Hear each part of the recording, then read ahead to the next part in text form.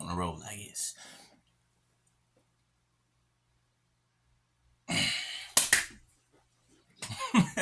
Wait for the light to go off. No, I wish I had one of them clappers. No, but that's what I want to talk about, okay? Your presence, okay? How it is and what it does, okay?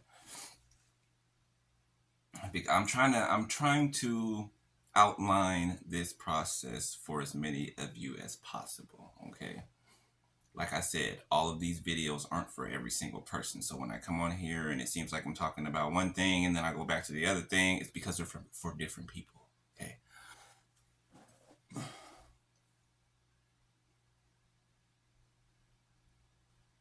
You are a light. Okay. A light that is set on a hill cannot be hidden. Okay.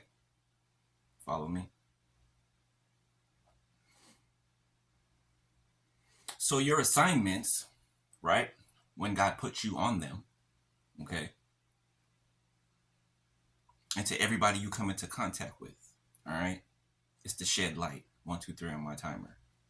It's to shed light. Just your appearance, just your presence itself is a light. It's a light and it's powerful. That's why the light that's in you, it irritates the demons that are in people.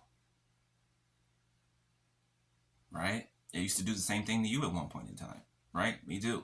Right? When you enter the room, no matter what room you're walking into, okay, because of the light that is in you, all the lights come on. Okay? Spiritually. All the lights come on when you enter the room. Okay? That's why you see people scrambling or you'll get attention at you or whatever. That's those spirits in people. Right? That causes the whole room to stop and look at you. Right? And put all their attention on you. Yes. Right? Because what happens when you leave the vicinity? The lights go out. Right? When you leave the building, the lights go out. Right? And demons can roam freely. Back on the wicked assignment that they're on. Right? And I'm not talking about the person. I'm talking about the spirit. Okay? When you walk into a room, boom, let there be light. And there was light. And it was good. Okay? When you leave a room, depending on what you did in that place, okay? When you leave a room, lights out. Okay? Lights out. But your essence, okay? The light that is a beacon within you. 3 on my timer, okay? That goes with you wherever you go. Doesn't matter, okay? And depending on if people receive you or not, right? Your light, if people receive you, your light will dwell with them. If they treat you right, your light will dwell with them, right? Because things are already being uncovered while you're in their presence, right? But it's not until you leave the room, lights out, is when people start to look at themselves. When people start to notice things that are not so favorable about themselves. Okay? That's what your light does. And people get intimidated by it, right? And by the things that you say, right? Because it's the demons that are in them being irritated, right? It's not the person so much, it's the things that are, it's the negative energies that are attached to them or within them. Okay? The weapons of our warfare are not carnal, but mighty to the pulling down of strongholds. Okay? Weapons of our warfare are not carnal. Okay? Which means they're not fighting you. Fisticuffs, right? It's spiritual. It's spiritual. Remember I told you the battleground is in the mind. Okay, spiritual. Fear, angst, anxiety, worry, dread, all that. It's strategy of the enemy. That's why it says in the Bible, fear not, 365 times for each day of the year. Fear not. Every day. 543 on my timer. Fear not. It says it 365 times in the Bible. 365. That's by no mistake. That's not by mistake. Every day God says, fear not. Fear not, for I am with you. Fear not, for I am your comforter. Fear not, for you are blessed. Fear not, because you are protected.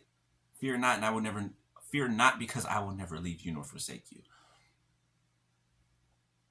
Okay? Fear not, because you can never lose when you're with God. Period. Period. You won't lose. That's why God says, fear not. That's why it says a man will have to leave his home. Right? Why do you think when people get married, they leave their families and go start their own family? Right? Because the influence of that family is no more needed. The input is no more needed. Right? You can get advice, yeah, of course, from figures that'll give you correct advice. But family input in your relationship, those two don't go together. Okay? They don't coincide. They don't partner up. None of that. Okay? Your family and your home life, right? You keep that separate. Business wise, right? You don't let outside people in on the internals of your relationship. Why? What if somebody wants to get with your partner and you go and you're talking to them, or if somebody doesn't like that you guys are together and you're going to talk to them about you guys' problems? They're going to jump for joy and they're going to develop tactics to try to get you two away from each other. Why? Because you're talking about your marital problems or relationship problems in a place that they shouldn't be talked about. Okay? This is how people come in between people's relationships. Right? They keep the privacy of their home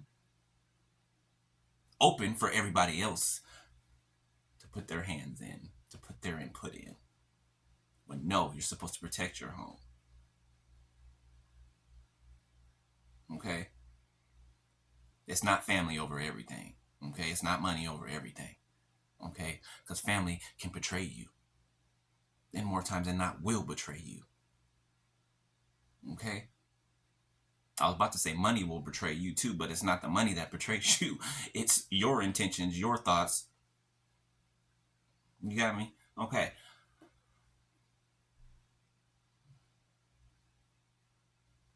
Sorry, looking at Meech.